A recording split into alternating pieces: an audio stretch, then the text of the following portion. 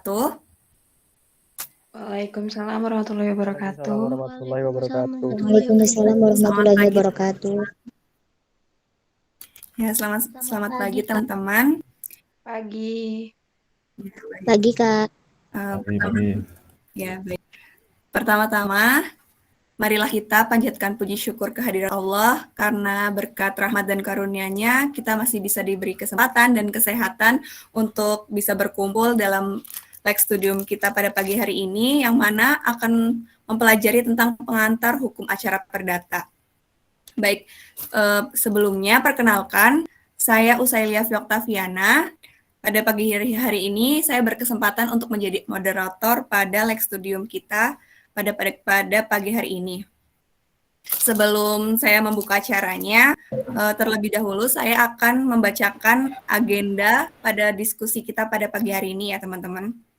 Yang pertama yaitu pembukaan, yang kedua penyampaian materi, yang ketiga sesi tanya jawab, yang keempat lain-lain, yang kelima kesimpulan, dan yang terakhir yaitu penutup. Memasuki acara yang pertama yaitu pembukaan. Marilah kita buka acara kita pada pagi hari ini dengan bacaan basmalah bersama. Bismillahirrahmanirrahim. Baik. Memasuki acara yang kedua yaitu penyampaian materi yang akan disampaikan oleh Saudara Kurnia Sukma Putra, Wakil Ketua KPS periode 2020-2021. Sebelumnya saya akan memberikan pengantar terlebih dahulu ya teman-teman. Dalam kehidupan bermasyarakat, tiap-tiap individu pasti mempunyai kepentingan mereka masing-masing.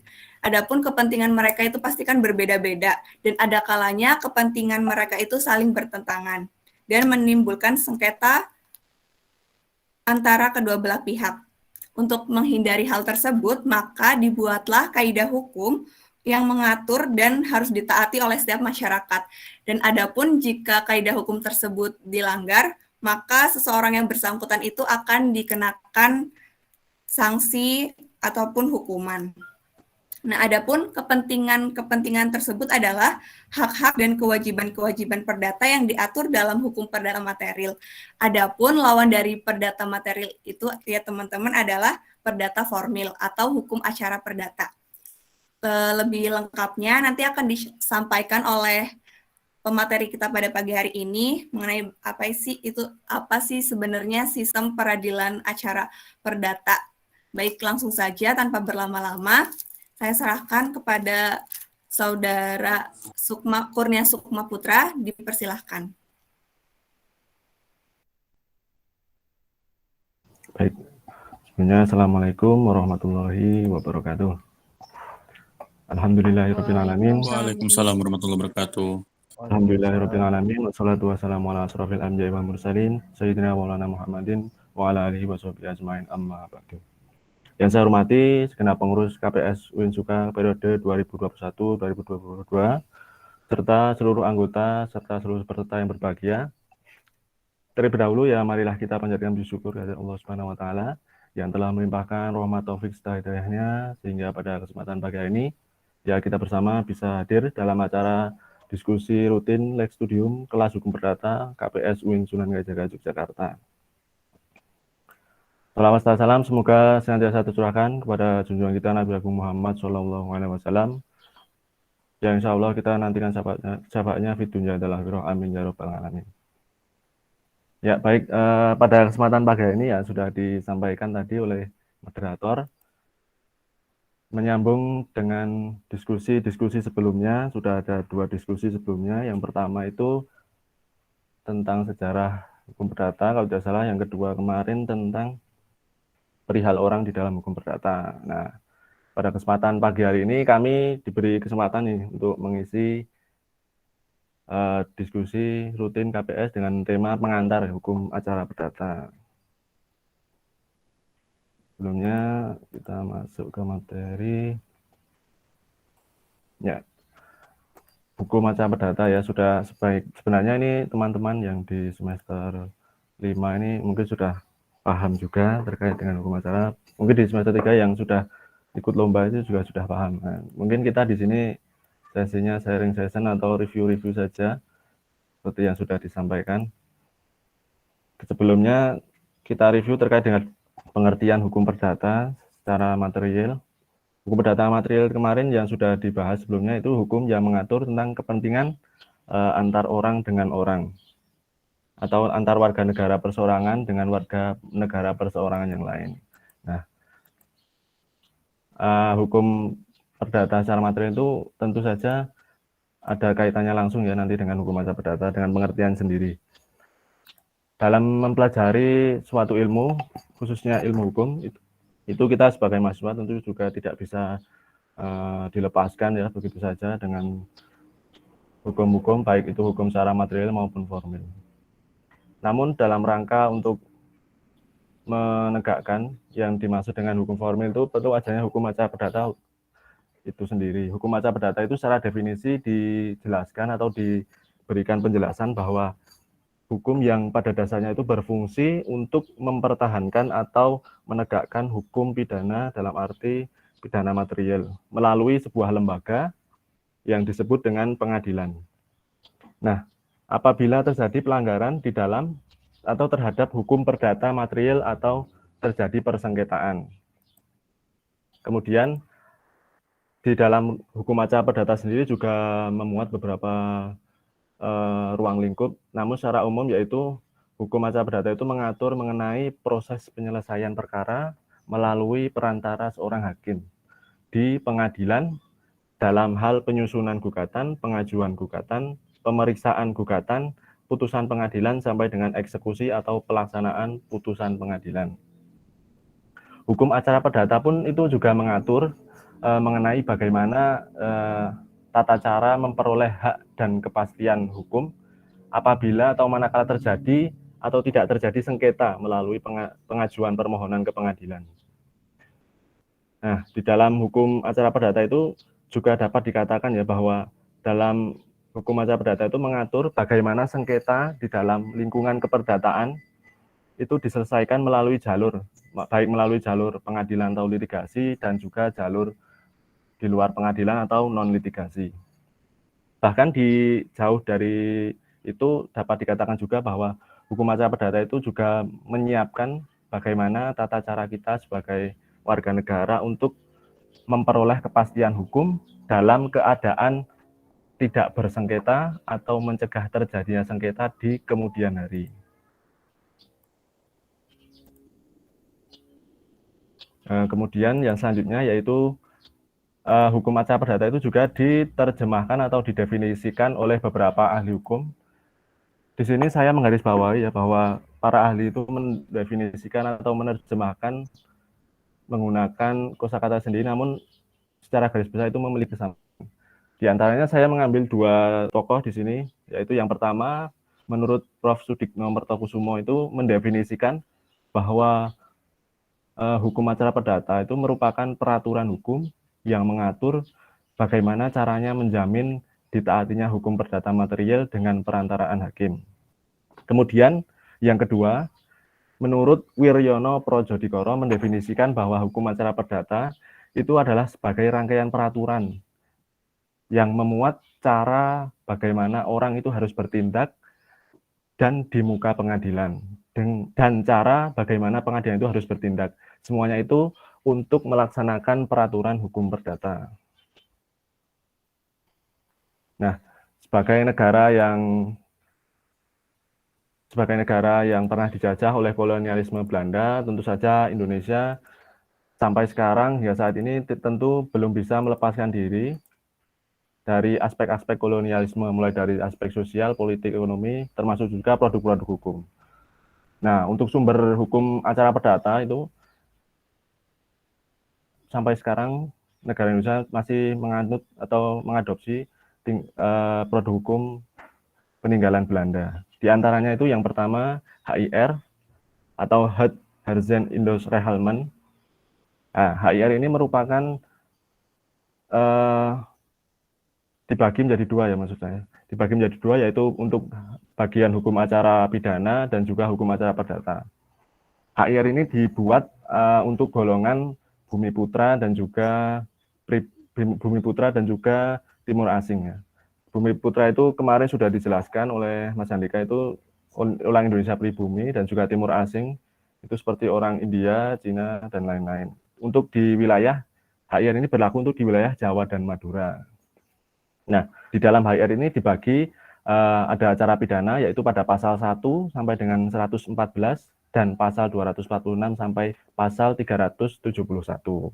Nah, untuk bagian hukum acara perdata diatur di dalam pasal 115 sampai dengan pasal 245. Kemudian sumber hukum acara perdata yang kedua yaitu RBH atau Recht-Reglement for the Witwatersrand. Nah, RBH ini ditetapkan di dalam pasal 2 Ordonansi tertanggal 11 Mei 1927. Nah, ini RBH ini merupakan pengganti berbagai peraturan yang berupa reglement yang tersebar dan berlaku hanya dalam suatu daerah tertentu saja. Nah, RBG ini berlaku untuk lingkup wilayah di luar Jawa dan Madura. Kemudian yang selanjutnya sumber hukum acara perdata yang ketiga yaitu BW atau Burgerlijk Wetboek. Ini Mas pasti sudah tahu semuanya, Burgerlijk Wetboek atau Kitab Undang-Undang Hukum Perdata ya. Ini merupakan kodifikasi hukum perdata secara material. Namun di dalam BW ada juga yang mengatur terkait kitab atau hukum acara perdata, diantaranya di buku keempat tentang pembuktian dan daluarsa, yaitu di dalam pasal 1865 sampai 1993. Selain itu terdapat juga di dalam buku pertama di dalam pasal 17 sampai dengan pasal 25 dan pasal-pasal di buku kedua dan ketiga di pasal 533, 535, 1244 dan pasal 1365. Kemudian yang keempat yaitu WVK atau Wetboek van Kopenhandel atau sering kita ketahui bersama ya sebagai Kitab Undang-Undang Hukum Dagang. Nah, WVK ini juga sebagai kodifikasi hukum perdata secara material. Namun di dalamnya terdapat beberapa pasal yang memuat ketentuan terkait dengan hukum acara perdata. Misalnya di pasal 7, 8, 9, 22, dan seterusnya. Kemudian yang selanjutnya yaitu berbagai undang-undang yang juga berkaitan ini dengan hukum acara perdata. Di antaranya yang pertama, Undang-Undang Nomor 20 Tahun 1947 tentang peradilan ulangan di Jawa dan Madura. Kemudian Undang-Undang Nomor 1 Tahun 74 tentang perkawinan.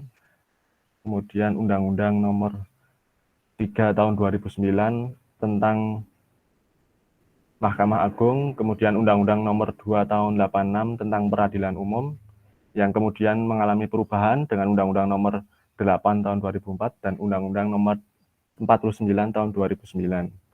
Kemudian Undang-Undang Nomor 18 Tahun 2003 tentang advokat.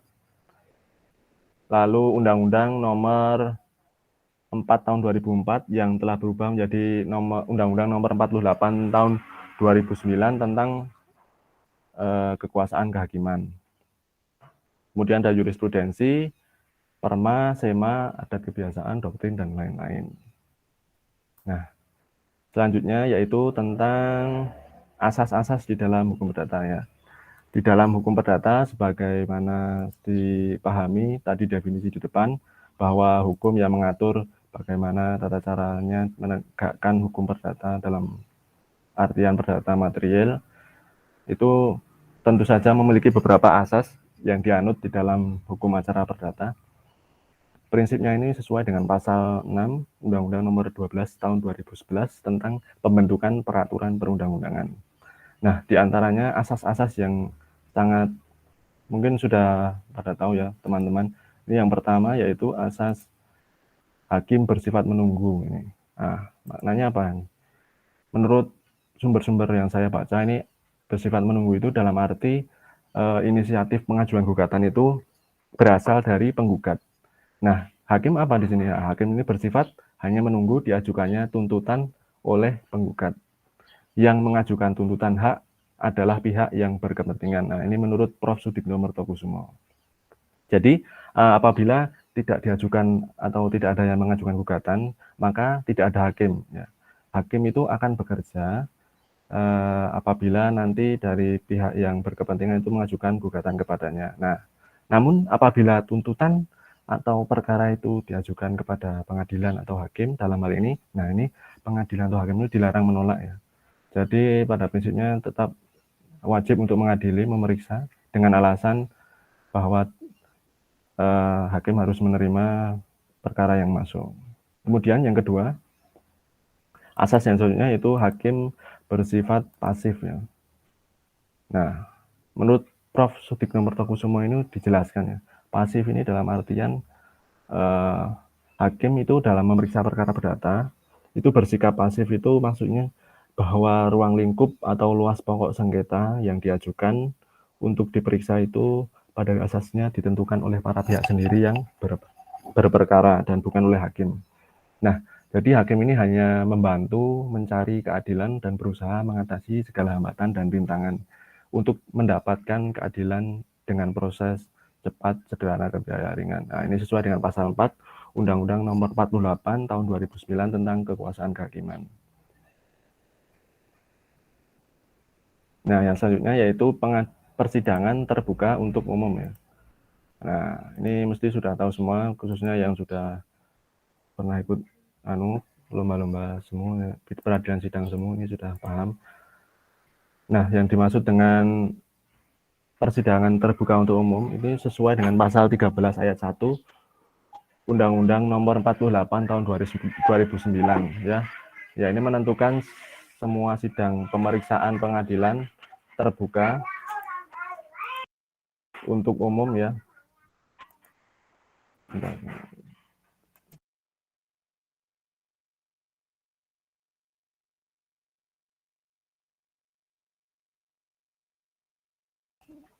Ya, sebentar. Ya, tadi sampai mana tadi? Persidangan terbuka untuk umum ya.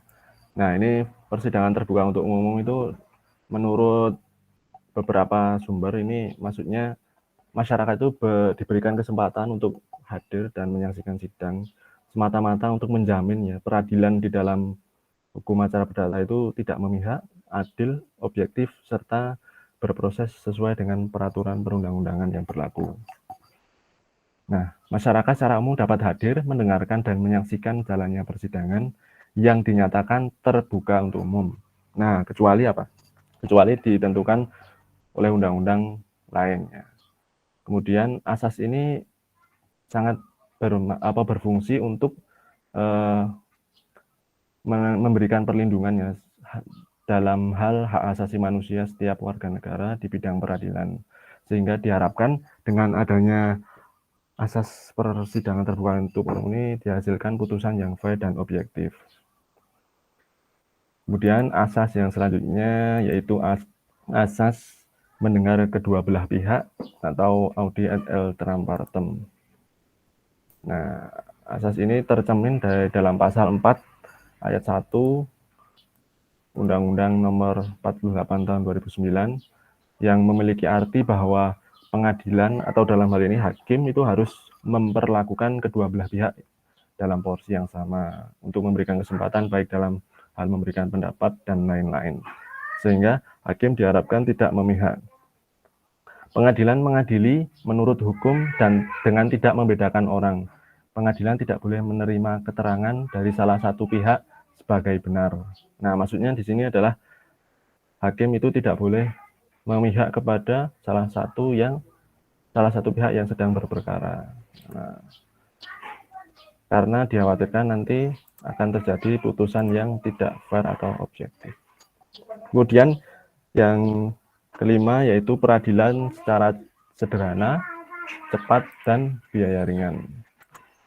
Nah, prinsip ini mungkin juga sudah dipahami oleh teman-teman semua sesuai dengan pasal 2 ayat 4 Undang-Undang Nomor 48 Tahun 2009 tentang Kekuasaan Kehakiman bahwa trilogi peradilan atau sederhana, cepat, dan biaya ringan ini memiliki arti ya, bahwa yang dimaksud dengan sederhana di sini ialah perkara yang diperkarakan di pengadilan itu harus acaranya jelas, mudah dipahami, dan tidak berbelit-belit. Kemudian yang kedua yang dimaksud dengan cepat itu apa? Nah, menurut referensi ini cepat itu dalam arti menunjuk jalannya peradilan yang cepat dan proses penyelesaiannya tidak berlarut-larut yang terkadang harus dilanjutkan oleh ahli warisnya. Sedangkan yang terakhir yaitu prinsip biaya ringan, yaitu maksudnya biaya yang diperlukan oleh seseorang yang sedang mengalami perkara di peradilan itu serendah mungkin sehingga didapatkan harga yang terjangkau oleh masyarakat. Nah, mungkin itu dari saya untuk materi pengantar hukum acara perdata tadi terkait dengan pengertian, kemudian sumber-sumber dan asas-asas yang ada di dalam hukum perdata. Nah, mungkin untuk gugatan, kemudian proses di dalam perkara perdata, nah mungkin nanti bisa dilanjutkan di diskusi-diskusi selanjutnya, karena pada kesempatan pagi ini sesuai dengan temanya yaitu pengantar hukum acara perdata. Nah, mungkin sekian dari saya kembalikan ke moderator. Terima kasih.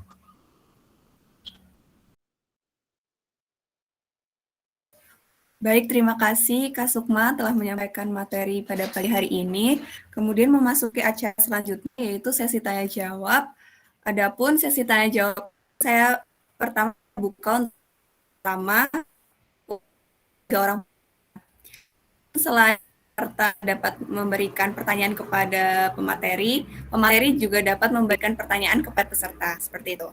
Mari kita buka sesi pertama tanya jawab untuk 3 orang penanya. Silakan teman-teman. Izin bertanya boleh ya? Cek.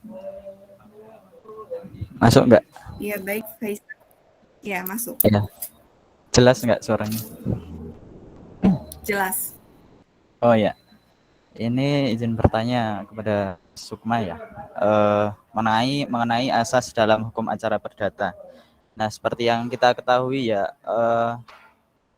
hukum perdata ini kan populer dengan sebutan hukum privat ya, atau yang mengatur antara kepentingan perseorangan gitu ya Mas. Nah, terus di sini yang menjadi pertanyaan saya, kenapa di asas dalam hukum acara perdata justru persidangannya itu bersifat terbuka untuk umum? Nah, itu kenapa? Soalnya kan dari perdata sendiri kan ya tadi itu biasa disebut dengan hukum privat atau yang mengatur dengan kepentingan perseorangan. Ya, mungkin cukup itu. Apakah bisa ditangkap? Ya, bisa Faisal. Ya, terima kasih. Terima kasih. Ya. Baik, Kak Sukma, untuk pertanyaannya akan dijawab satu persatu atau kita tampung semua pertanyaan dulu? Ya, mungkin saya jawab dulu mungkin ya. Oh, ya udah. Ya, nanti mungkin teman-teman bisa menambahkan nanti yang sudah paham terkait dengan persidangan terbuka untuk umum atau asas-asas dalam hukum acara perdata. Ya, mungkin sebatas pemahaman yang sudah saya dapatkan selama ini. Benar tadi sudah disampaikan oleh penanya terkait dengan pengertian hukum acara perdata itu mengatur tentang kepentingan antar warga negara atau secara singkatnya itu disebut dengan hukum privat tadi ya. Kemudian mengapa yang menjadi pertanyaan tadi bersifat terbuka untuk umum. Nah, pada asas yang sudah kami jelaskan tadi, bahwa yang dimaksud atau prinsip terbuka untuk umum ini dipahami ya, bahwa untuk menjamin didapatkannya itu suatu keadilan. Jadi memang benar tadi hukumnya itu secara privat, namun menurut penginterpretasian saya itu terbuka untuk umum bukan dalam arti tidak privat ya, namun di sini sebagai upaya sosial kontrol atau kontrol dari pihak luar itu semata-mata untuk dijaminnya itu terjadinya keputusan dari majelis hakim dalam hal ini sebagai pihak yang berwenang memutuskan suatu perkara perdata itu agar tidak terjadi apa yang namanya,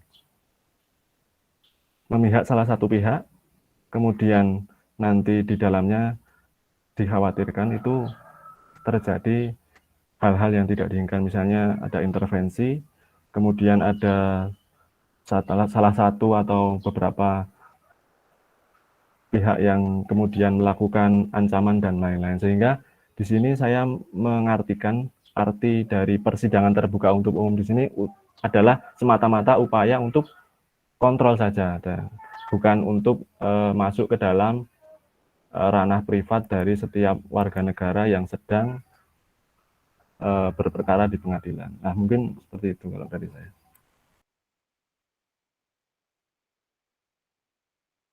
Baik, Faisal, dapat diterima atau ingin menanyakan lagi? Ya mungkin bisa diterima, tapi yang masih mengganjal gini, misal setiap individu kan punya hak privasi masing-masing ya. Kalau misal di dalam persidangan itu diminta untuk persidangan tertutup gitu misalnya. Nah, apakah asas dalam hukum acara perdata yang berbunyi persidangan terbuka untuk umum ini apakah masih berlaku atau seperti apa gitu?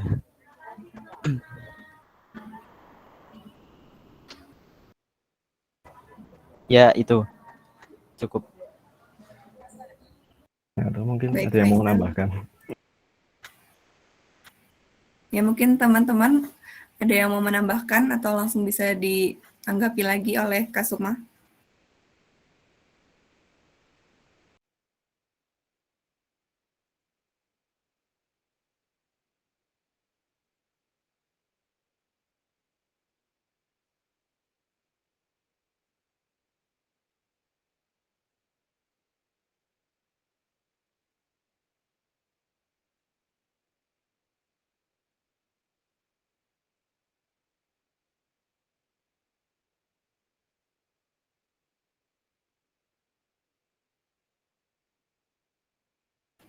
Mungkin dari teman-teman tidak ada yang mau menanggapi, Kak. Mungkin bisa ditambahin lagi dari Kak Sukma. Iya, tadi apa ya tadi pertanyaannya? Agak hilang-hilang sinyalnya. Tadi Oh, kata iya. Faisal. Mungkin bisa diulangi, Faisal. Ya kalau mau jelasin moderator, monggo, sangat dipersilahkan. Baik, jadi tadi Faisal mengatakan bahwasannya asas terbuka untuk umum jika karena kan perkara-perkara yang masuk di ranah perdata itu kan privat atau menyangkut kepentingan kedua belah pihak, kepentingan privat masing-masing pihak ya. Kalau misal nanti asas ini, kalau misal pihaknya meminta untuk sidangnya tidak terbuka untuk umum, apakah menyalahi asas terbuka untuk umum ini, Kak? Mungkin seperti itu ya, Faisal? Ya, benar. Ya. Mungkin langsung bisa dijawab oleh Kak Sukma. Ya, baik. Mungkin Mas Faisal ini sangat kritis sekali ya. Saya sampai bingung ini mau jawab gimana ini. Ya, mungkin kalau dari pertanyaan itu yang tadi disampaikan, kalau berkaitan dengan nanti para pihak untuk menentukan terbuka atau tidaknya itu bisa kita interpretasikan di dalam asas tadi, yaitu di pasal 13 ayat 1, itu berbunyi bahwa semua sidang pemeriksaan pengadilan itu terbuka untuk umum, kecuali di dalam undang-undang itu menentukan lain. Nah, mungkin dalam pengertian kami itu bisa saja dilakukan, namun itu apabila ditentukan oleh undang-undang. Jadi untuk para pihak menentukan tidak terbuka untuk umum itu mungkin nanti perkaranya itu harus diklasifikasikan dulu apakah itu termasuk di dalam perkara yang ditentukan undang-undang itu lain, sehingga memungkinkan perkara tersebut itu tidak dilaksanakan dengan prinsip persidangan terbuka untuk umum. Nah, mungkin begitu. Kurang lebih saya juga masih belum paham. Baik, mungkin seperti itu Faisal. Apakah bisa diterima? Ya, bisa. Ya, saya bisa menerima Berarti itu ya Mas, tetap bisa meminta apa, walaupun di asas berbunyi persidangan terbuka untuk umum, tapi seperti yang dijelaskan tadi, jika sesuai klasifikasi menurut apa yang diundangkan, sesuai dengan yang diundangkan tadi loh Mas. Nah itu berarti Iya, iya. kasusnya, misalnya kasusnya sama dengan seperti apa yang diundangkan tadi, berarti bisa kemungkinan bisa tertutup gitu ya Mas. Ya, betul. Nah, kalau sepemahaman saya seperti itu, kalau melihat di dalam undang-undang tadi di pasal berapa tadi? 13 Oh, ayat 1, ya, seperti itu. ya Mas. Terima Ya, kasih Mas. ya sama-sama. Ya. Baik, mungkin ada pertanyaan lagi dari teman-teman untuk 2 orang penanya. Silahkan.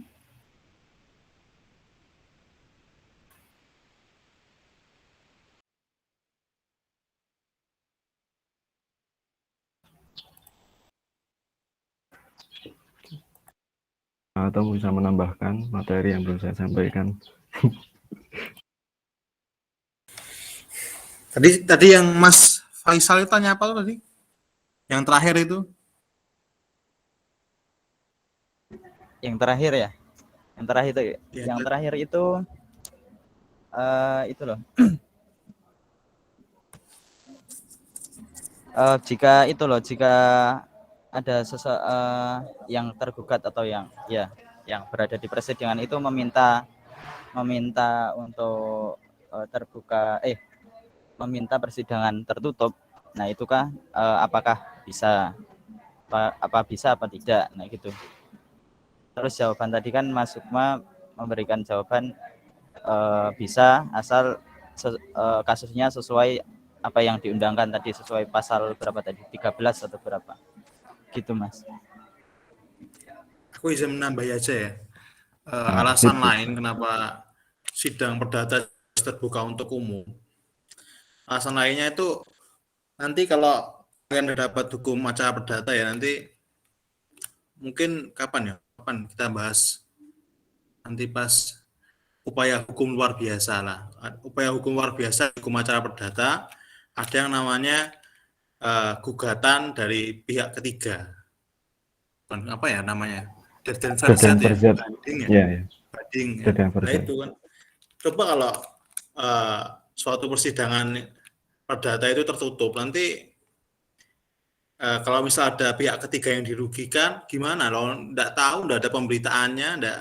Kan kalau sidangnya tertutup, otomatis identitasnya dirahasiakan, perkaranya dirahasiakan.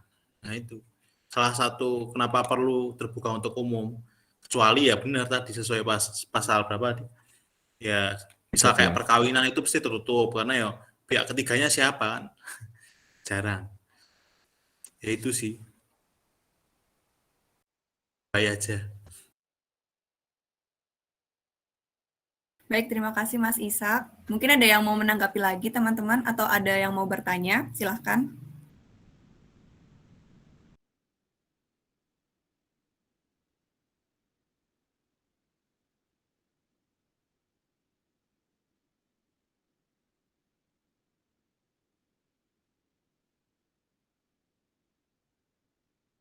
Ya, silakan Ridwan Iskandar Putra.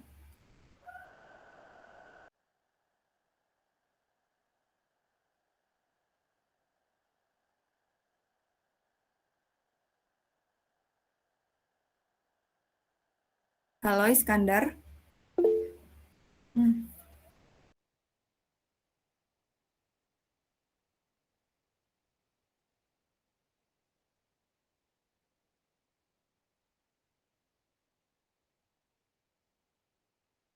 Baik, Kak Sukma, mungkin saya bacakan ya pertanyaan dari Kak Iskandar ini.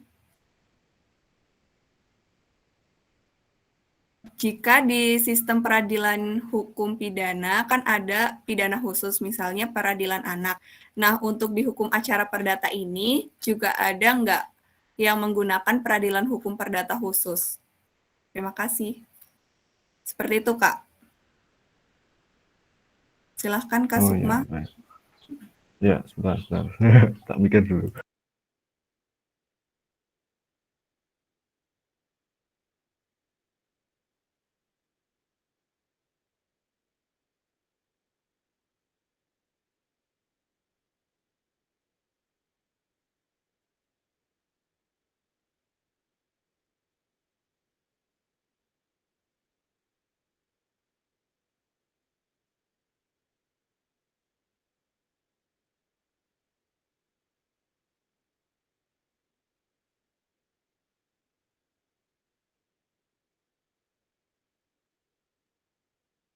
Ya, jadi tadi pertanyaannya terkait dengan apakah di dalam hukum perdata itu ada yang mengatur tentang perdata khusus ya.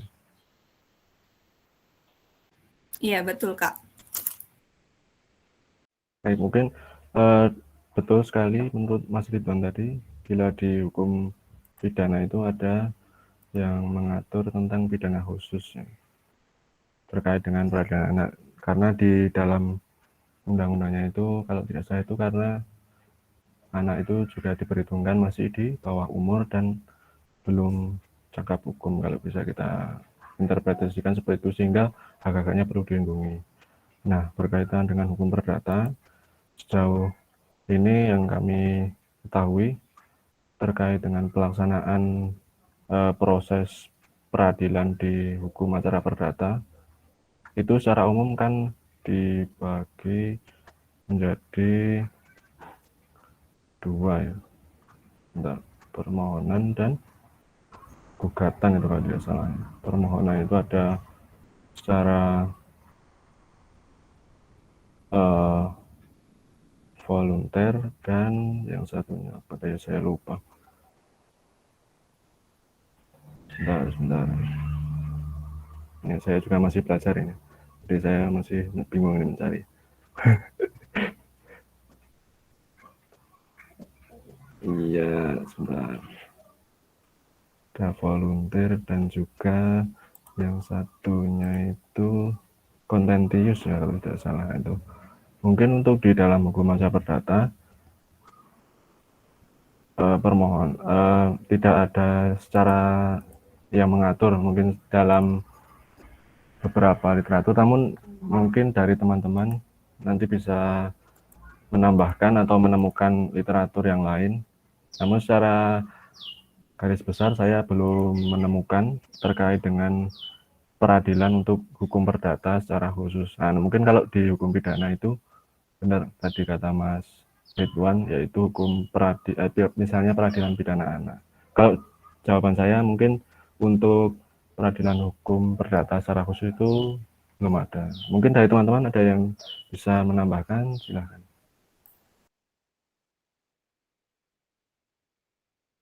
Ya, mungkin begitu, Mas Ridwan. Bisa diterima atau ada tanggapan lain dari teman-teman? Ya, aku izin masuk ya. Tadi data share ya di apa namanya, di grup WA Next Studium. Nah, di situ nanti di buku itu ada disebutkan bahwa pokoknya, tapi sebutannya itu bukan hukum perdata khusus gitu ya, enggak kayak gitu juga. Kalau hukum perdata ya gitulah kan, sifatnya itu kan privat ya gitu. Nah, kalau di perdata itu misal ada anak yang di bawah umur ingin mengajukan gugatan lah misalnya. Nah, dia harus minta misal orang tuanya atau saudaranya untuk membantunya. Nanti dikasih melakukan permohonan ke pengadilan buat minta surat penetapan jadi apa? Jadi perwalian. Nah, contoh perwalian atau apa nanti tergantung masalahnya. Ya kayak gitu sih. Nggak ada, setahu saya nggak ada kayak hukum perdata khusus anak itu nggak ada. Ya, itu aja sih tambahanku.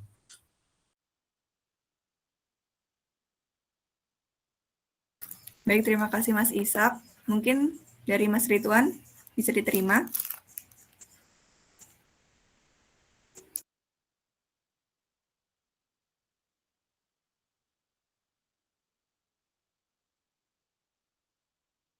Baik, ya mungkin dari teman-teman ada yang mau bertanya lagi. Untuk termin ini, satu orang penanya lagi ya. Silahkan teman-teman. Oh iya, aku baru ingat.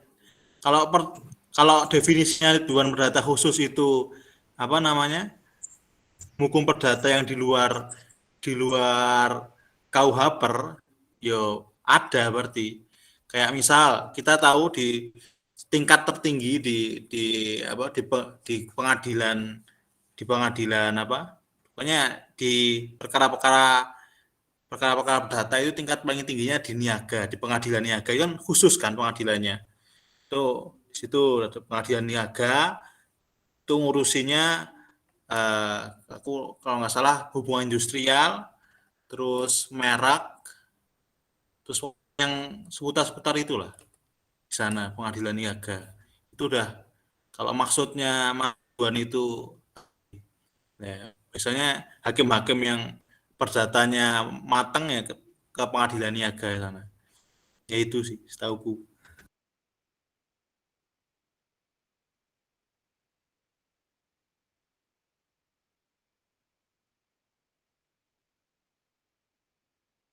Oke, baik. Mungkin dari teman-teman ada yang mau bertanya lagi atau menanggapi, atau bisa nih dari pemateri yang nanya sama pesertanya nih. Mungkin Kak Sukma ada yang mau Ya, ditanya. boleh nih. Boleh ini ya. Saya bertanya balik kepada segenap peserta.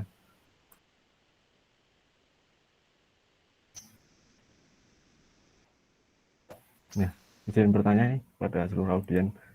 Nah, mungkin di dalam materi itu belum saya masukkan terkait dengan asas-asas hukum acara perdata. Itu ada beberapa sebenarnya yang belum saya masukkan. Nah, namun di sini ada yang ingin saya mungkin hanya sebatas interpretasi saja dari teman-teman mungkin bisa memahami.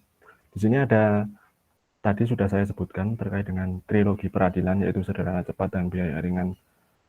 Nah, di dalam trilogi peradilan itu kan ada satu aspek itu disebut dengan biaya ringan. Nah, di dalam asas hukum acara perdata sendiri, ini di sumber jurnal yang saya baca itu ada satu asas yang belum saya sebutkan di dalam presentasi tadi, yaitu beracara dikenakan biaya. Nah, ini menurut teman-teman ini, ya ini kan kita diskusi bersama ini, apakah tidak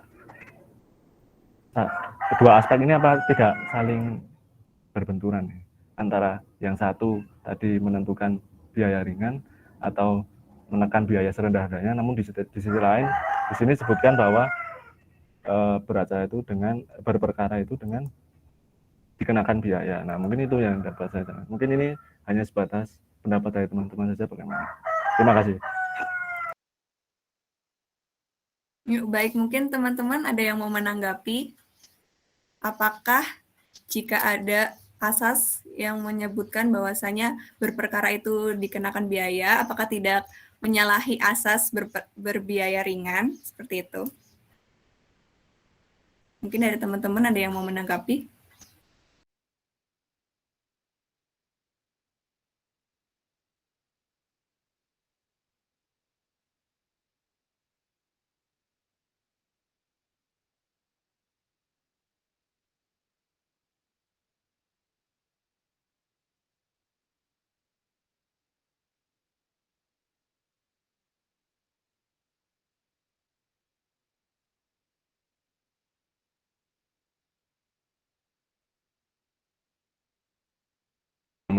Mungkin biar tidak bingung itu saya hanya minta pendapat saja. Apakah itu saling berbenturan atau tidak? Mungkin dari teman-teman bisa menyampaikan. Saya masih bingung juga ini terkait dua asas ini.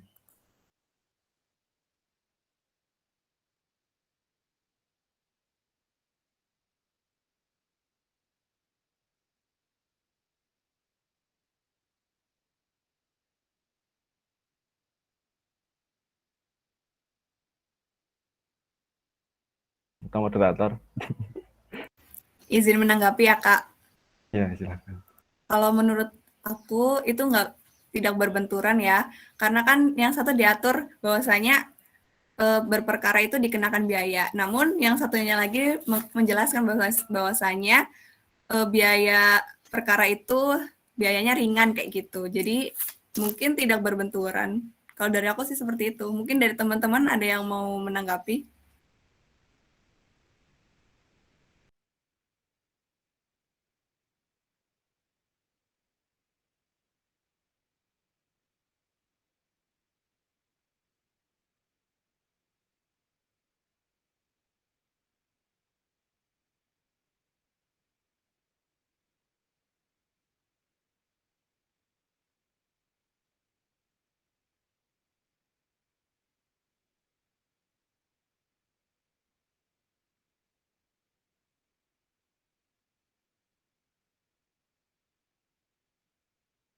Ya, Mas Isan ini tadi mungkin bisa menambahkan lagi yang dari tadi berpendapat. Ini ilmu-ilmu yang Mas ini sangat kita perlukan ya. Jadi ada menemukan beberapa perkara di buku-buku, jurnal-jurnal. Silakan, mungkin ada tambahan.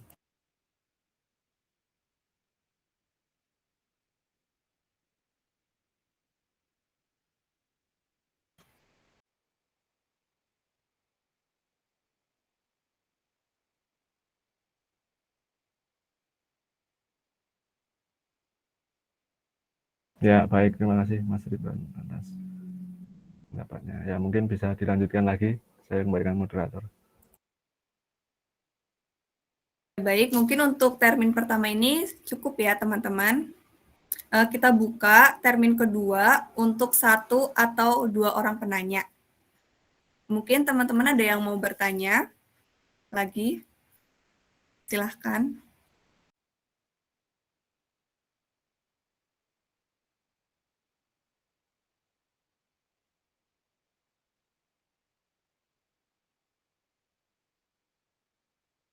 Ya, ini Mas Ridwan tidak bisa open mic, tapi ya sangat lancar ya mengetik ya.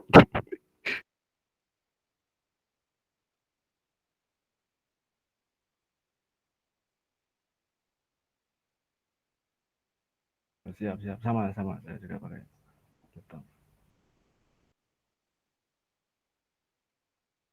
Kalau mau bertanya nih teman-teman di semester 5 itu berarti sudah ada hukum acara?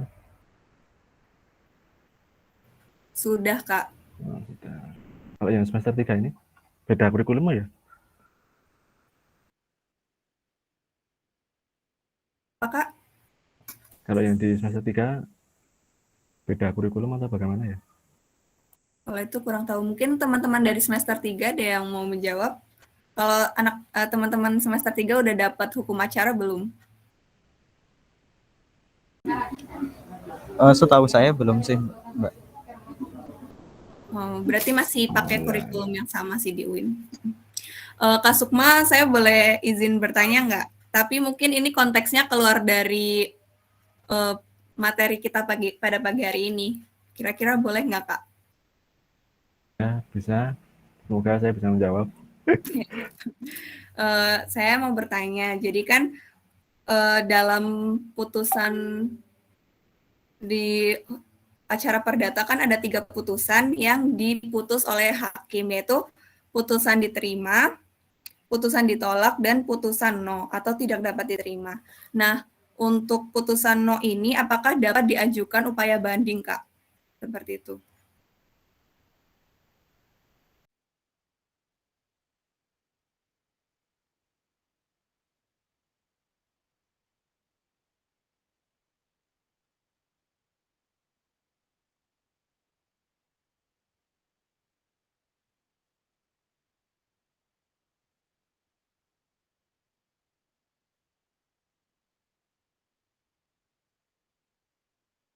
Halo Kak Sukma. Ya, halo. Tadi putusan apa tadi ya ditanyakan? Kurang jelas. Apakah putusan no bisa diajukan keberatan atau upaya banding? Jadi kan di hukum acara perdata kan ada 3 putusan. Putusan diterima, putusan ditolak, dan putusan no atau tidak dapat diterima. Seperti itu.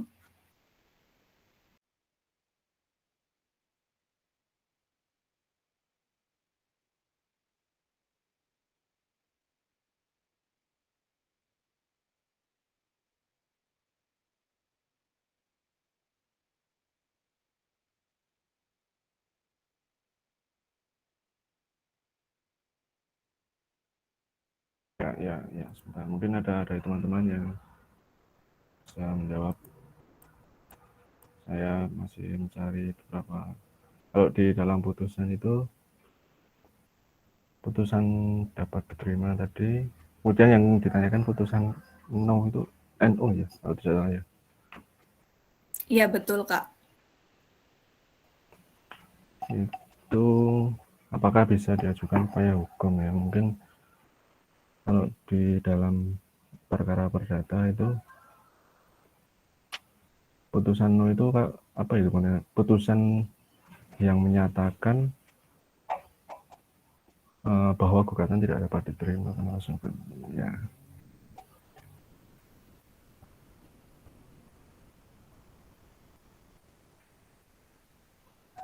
Nah, ini saya menemukan beberapa literasi.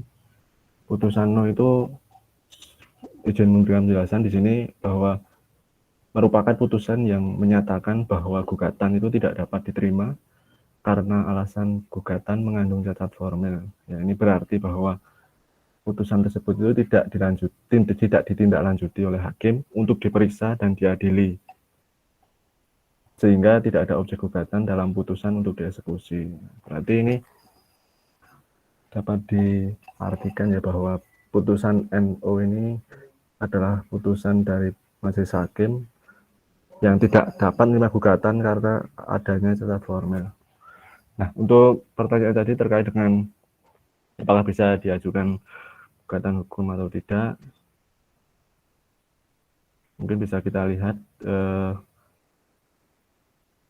bahwa mungkin berbeda halnya itu kalau misalnya dikabulkan seluruh atau dikabulkan sebagian yaitu. Nah, untuk NO sendiri mungkin kalau dari pengetahuan yang saya dapatkan dan saya baca-baca dari berbagai sumber ini untuk apakah bisa diajukan ke upaya hukum atau tidak, sepertinya ini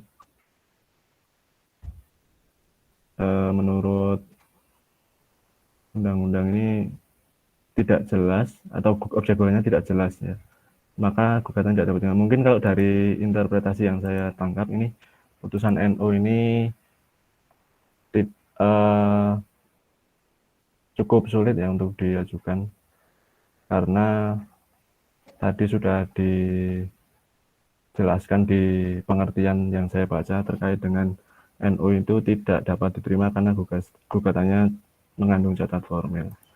Nah, jadi yang saya garis bawah di sini untuk upaya hukum, kalau dari pemahaman saya itu belum bisa diajukan gugatan atau upaya hukum. Nah, mungkin dari teman-teman yang lain bisa menambahkan terkait dengan putusan NO.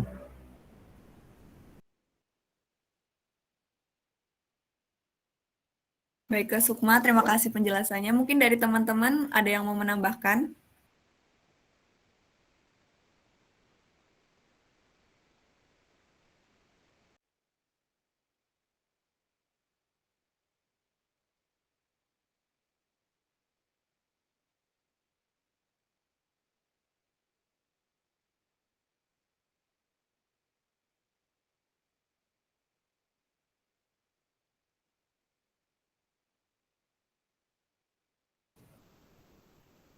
Ya, silakan ada yang mau menambahkan.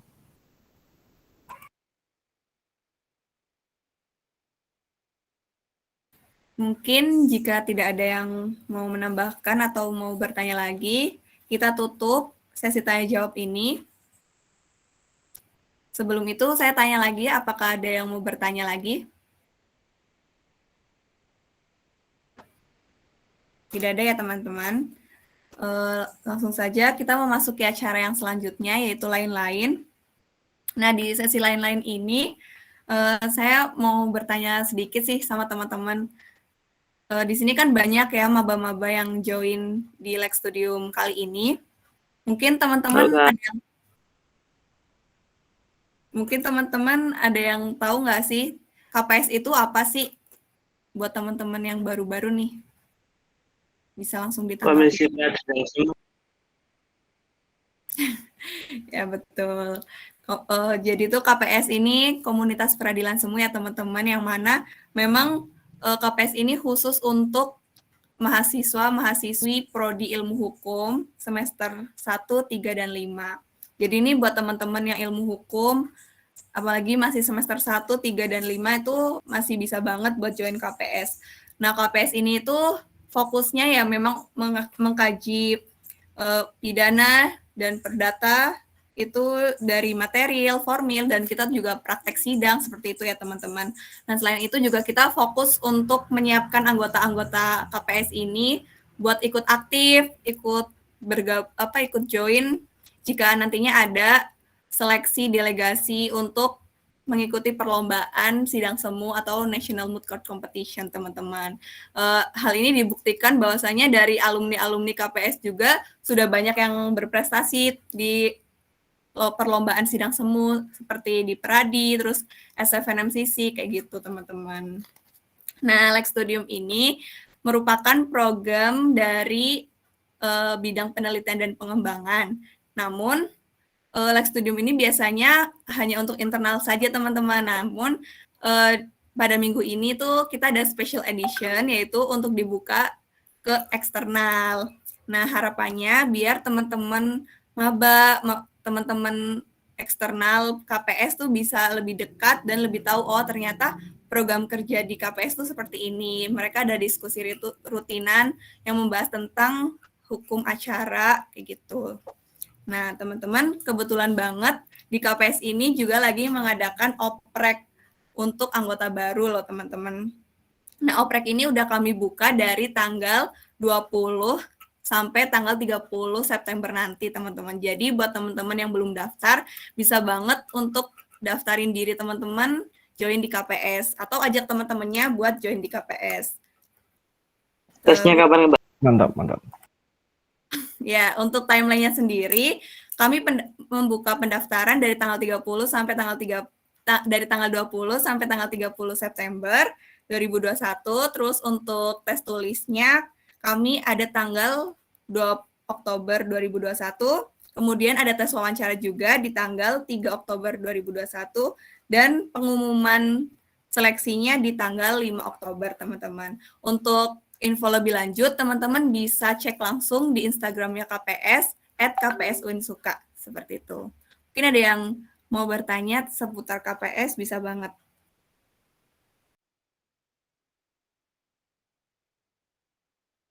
Kak, izin bertanya, Kak. Oh ya, silahkan.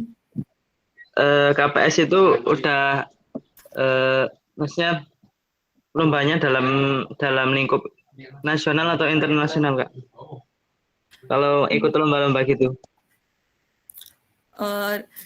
Dari sejauh yang saya tahu ya teman-teman, untuk KPS ini baru ikut lomba di tingkat nasional aja, karena kita belum ada akses untuk ke internasional seperti itu.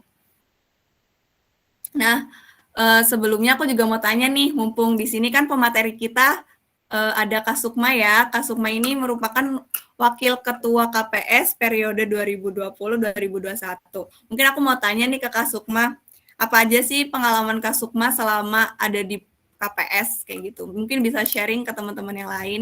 Silakan Kak Sukma. Baik, terima kasih moderator atas waktu yang diberikan.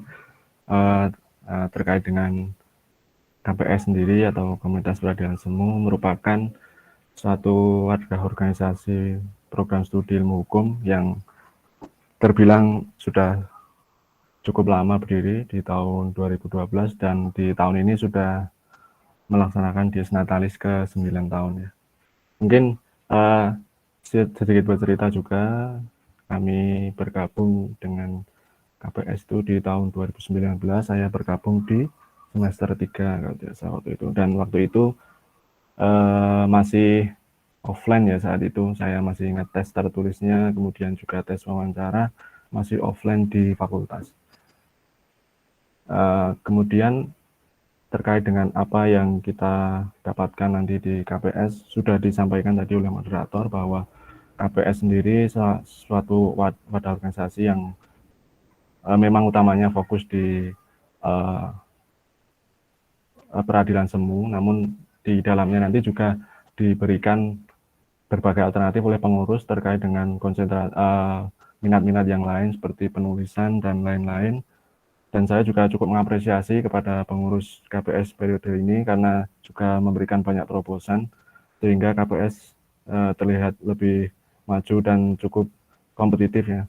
Dengan berbagai terobosan, misalnya dengan adanya pembagian di dalam diskusi, di hukum perdata dan pidana dan lain-lain. Mungkin untuk pengalaman yang dapat saya dapatkan pada waktu itu setelah pendaftaran ada internal moot court competition ya, di situ kita dibagi menjadi 2 kelompok. Saat itu saya masih ingat itu untuk mengadakan sidang semu tingkat internal KPS ya. Pada saat itu nanti mungkin di program pengurus periode ini juga akan dilaksanakan. Nah, itu nanti kalau dulu saya juga mendapatkan ilmu di sana terkait dengan sidang semu atau hukum acara perdata secara formil yang menjadi materi pada pagi ini. Kita juga tahu di sana nanti bagaimana sih cara atau apa sih peran-peran sebagai hakim, kemudian saksi, jaksa, dan juga lain-lain, saksi dan lain-lain. Nah, mungkin untuk adik-adik di mahasiswa baru yang masuk di program studi ilmu hukum UIN Sunan Kalijaga Yogyakarta, pesan saya ya jangan dilewatkan ini terkait dengan open recruitment ini, karena banyak sekali keuntungan yang didapatkan nanti. Selain juga ilmu, teman-teman yang baru, nanti banyak juga relasi jaringan dengan teman-teman yang beda kelas mungkin ya. Karena kalau di prodi mungkin kalau banyaknya kenal dengan teman-teman yang sekelas. Nah, nanti kalau ikut organisasi seperti KPS ini bisa memiliki berbagai teman atau relasi dan lain-lain. Nah, mungkin pesan saya ya itu, jangan dilewatkan dan ikuti semua seleksinya. Ada tes tulis dan lain-lain. Nah, nanti diikuti saja. Semoga dengan bergabungnya teman-teman mahasiswa baru tahun 2021 dengan KPS nanti juga bisa memberikan dampak positif dengan juga menunjang proses akademik di kampus. Nah, mungkin itu saja moderator, saya kembalikan. Baik, mungkin terima kasih Kak Sukma. Teman-teman ada yang mau bertanya lagi seputar KPS? Kak, suka dukanya masuk ke organisasi KPS itu apa aja, Kak? Ya, mungkin bisa dijawab dari Kak Sukma dulu, karena Kak Sukma yang udah pengalaman di KPS nih. Silakan Kak Sukma. Ya, baik, sahabat yang kabur lagi ya. Suka duka itu ya pasti ada. Semua di dalam organisasi ada juga yang mengalami. Mungkin dari teman-teman nanti bisa menambahkan. Kalau dari saya pribadi, ya banyak sekali sukanya. Bisa, yang pertama kalau di pas offline itu dulu sering diskusi di sore hari, sehingga terkesan itu waktu kita yang luang. Kalau kita pulang kuliah dulu pas offline itu dapat termanfaatkan dan baik dengan mengikuti diskusi, sehingga ada suatu waktu yang bisa kita manfaatkan untuk menambah ilmu, menambah pengetahuan dan lain-lain. Kemudian terkait dukanya mungkin ya apa ya? Ya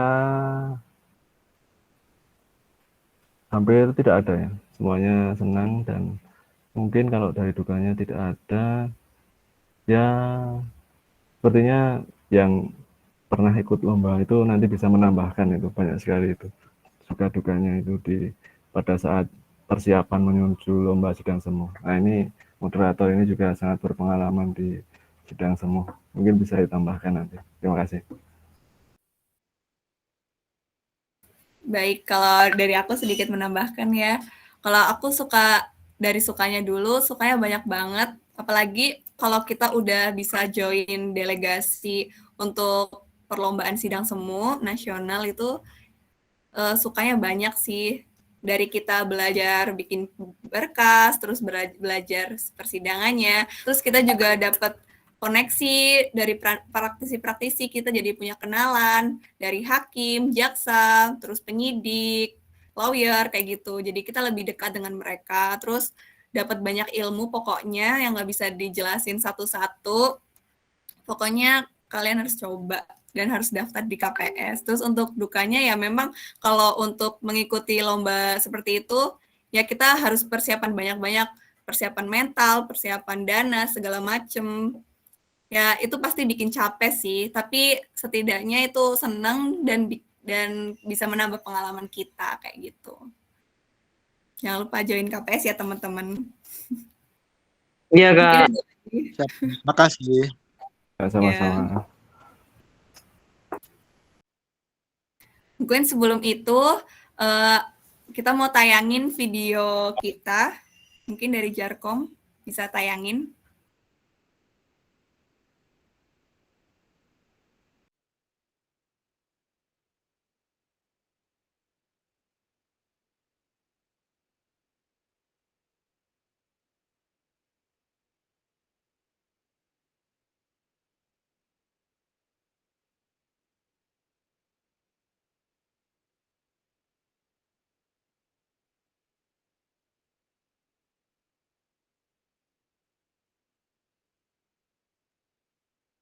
Halo Jarkom.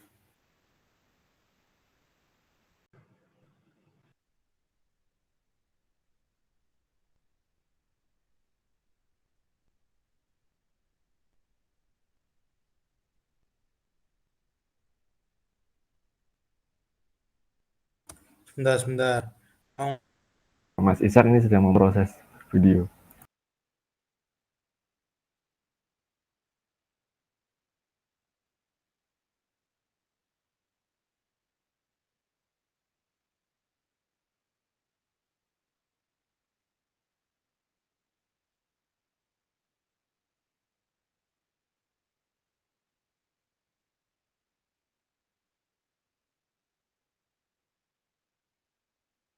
Mungkin sambil menunggu videonya tayang, teman-teman ada yang mau tanya lagi nggak?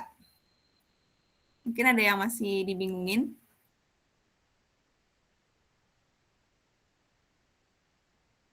Saya mau tanya Kak, Ya, silakan Putri. gini Kak, kalau kita join di KPS itu apa aja sih yang kita dapat? Emang sepenting itu? Oke, mungkin dari Kak Sukma dulu nih, mau menanggapi. Oh ya, baik, terima kasih moderator. Jadi siapa yang bertanya? Saudara Putri. Ya. Baik, terima kasih Mbak Putri atas pertanyaannya. Terkait dengan seberapa pentingnya kita ikut KPS. Nah, mungkin yang dapat saya jelaskan runtut dari awal. Kadar atau ukuran penting atau tidaknya itu mungkin kalau dari saya pribadi itu belajar dari teman-teman yang ada di prodi, di fakultas, dan lintas fakultas yang lain-lain. Khususnya di prodi ilmu hukum. Kalau dari pendapat saya pribadi itu mengapa penting ikut KPS itu yang pertama mungkin dampaknya itu belum langsung instan kita dapatkan di saat kita bergabung. Nah, kapan nanti? Nah, kalau melihat dari yang sudah dari alumni itu kelebihan dari kita ikut di dalam organisasi salah satunya KPS itu tentu saja memiliki satu bekal yang lebih daripada yang tidak atau belum mengikuti organisasi misalnya KPS. Dalam hal ini KPS. Karena begini, dalam pengalaman saya itu di semester 1 mungkin kalau yang nanti bergabung di semester 1 itu sesuai di kurikulum itu nanti belum ada mata kuliah untuk hukum acara. Nah, nanti di KPS memang bertahap, tidak langsung kita dikenalkan dengan hukum acara. Mulai dari hukum secara material dulu, kemudian nanti beranjak ke hukum acara. Nah, mungkin salah satu keunggulan atau kepentingan kalau menurut saya pribadi, pertanyaan dari Mbak Putri tadi adalah kita mendapatkan suatu bekal yang lebih dibandingkan teman-teman yang lain yang belum join di organisasi seperti salah satunya KPS. Kemudian yang kedua ya itu tadi, kita memiliki berbagai relasi jaringan yang lebih luas sehingga apa ya namanya, menuntut ilmu itu nanti tidak hanya terbatas di dalam kelas saat kita kuliah, khususnya di kalau sekarang daring.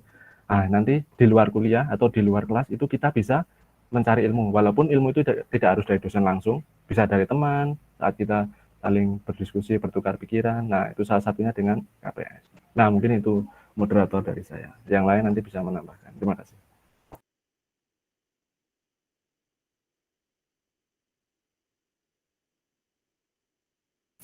Ya mungkin kayak gitu ya teman-teman. Mungkin dari yang lain ada yang mau menambahkan? Atau dari Kak Alfas nih. Kak Alfas nih Nah, merupakan ini Alphas ini, Lord Alphas PS ini nih. hadir ini. Ya, Kak Alfas sudah pernah berpengalaman juga ikut lomba peradilan semu loh teman-teman. Ya mungkin Kak Alfas bisa sharing pengalamannya Kak. Halo Kak Alfas.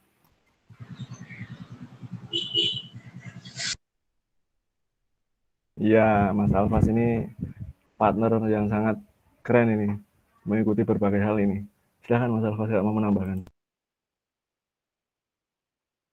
Ya, mungkin udah ya cukup. Kita kita lihat dulu ya video nih yang akan di-share.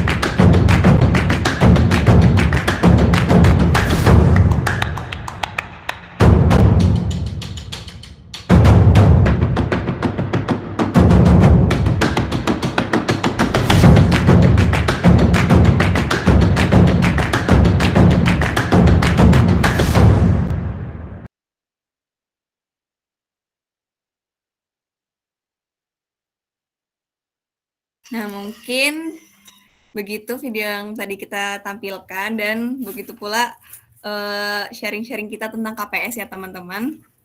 Memasuki acara selanjutnya yaitu pembacaan kesimpulan. Nah, dari pemaparan materi dan diskusi kita pada pagi hari ini mungkin bisa ditarik kesimpulan bahwasanya hukum perdata material yang mengatur hubungan antara individu yang satu dengan yang lain. Nah, untuk menegakkan hukum material tersebut maka perlu adanya hukum formil atau hukum acara perdata melalui lembaga pengadilan yang mana apabila terjadi pelanggaran terhadap hukum perdata material ini, penyelesaian sengketanya di pengadilan melalui perantara seorang hakim. Kemudian adapun sumber-sumber dari hukum acara perdata itu, yang pertama ada HIR yang terbagi menjadi dua, yaitu pidana dan perdata. Nah, HIR ini berlaku di Jawa dan Madura. Kemudian ada RBG yang berlaku di luar Jawa Madura. Kemudian ada BEW yang merupakan kodifikasi hukum perdata material. Dan kemudian ada WVK atau KUHD. Dan yang terakhir ada berbagai undang-undang yang berkaitan dengan hukum perdata. Salah satunya Undang-Undang Nomor 20 Tahun 1947 tentang peradilan ulangan di Jawa Madura. Kemudian untuk asas-asas hukum acara perdata, yang pertama hakim bersifat menunggu. Maksudnya inisiatif pengajuan gugatan yaitu oleh penggugat atau orang-orang yang berkepentingan. Nah, hakim di sini bekerja jika ada orang yang berkepentingan mengajukan suatu gugatan. Nah, dan hakim juga wajib menerima perkara yang masuk. Kemudian ada hakim pasif, yang mana hakim memeriksa perkara perdata, yang mana ruang lingkupnya diatur oleh pihak yang berkepentingan. Kemudian persidangan terbuka untuk umum, yang mana artinya masyarakat boleh untuk hadir melihat persidangan yang dinyatakan terbuka untuk umum. Kemudian mendengar kedua belah pihak. Hakim mendengar kedua belah pihak, maksudnya hakim tidak memihak salah satu pihak dan tidak membedakan. Kemudian peradilan sederhana, cepat, dan biaya ringan. Perkara yang diproses, acaranya jelas, tidak terbelit-belit, kemudian cepat, peradilan yang cepat dan tidak berlarut-larut, kemudian biayanya ringan atau harganya terjangkau oleh masyarakat, seperti itu. Mungkin demikian diskusi Lex Stadium kita tentang pengantar hukum acara perdata. Terima kasih untuk teman-teman yang sudah hadir. Terima kasih pula kepada pemateri kita pada pagi hari ini, Kak Sukma. Nah, sebelumnya mungkin kita bisa on cam terlebih dahulu ya teman-teman untuk sesi dokumentasi. Yuk teman-teman bisa on cam.